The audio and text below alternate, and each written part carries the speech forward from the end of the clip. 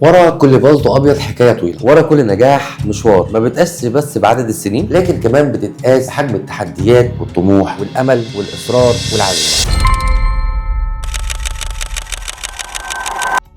رغم ان هو زوجها يعني كان قال موقف خفيف كده، قال عادي انا قولوا لي انها ماتت وانا هديكوا فلوس. فقلت له معلش لازم نشوفه دكتور كارديولوجي.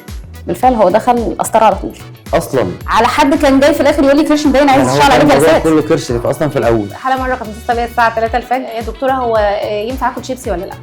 يعني طبيعه الشعب المصري وانا بشوف واحده ست سايقه اصلا ما بيسيبوهاش في حله. ايوه، ما بالك واحده ست سايقه وجنبها.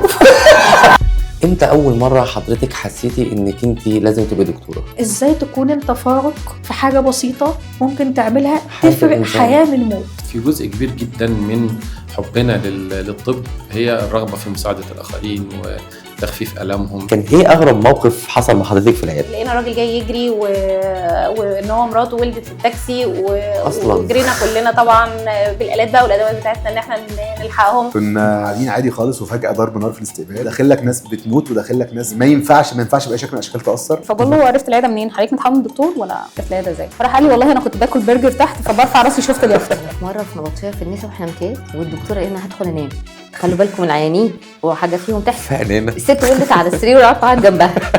ما كنتش عارفه اعمل ايه، بقيت ابكي لو انت بتولدي ليه؟ استني طب ننادي الدكتور نايم مش وقته. كنت ما بنامش يعني، بفضل مستني صاحي، لان في النبطشيه انت في اي وقت انت بتفايت يعني بتحارب، لان في اي وقت هتجيلك مصيبه، هتجيلك حاله وحشه. انا بطلب من الناس ان هي تبقى حكيمه في تقييم الطبيب.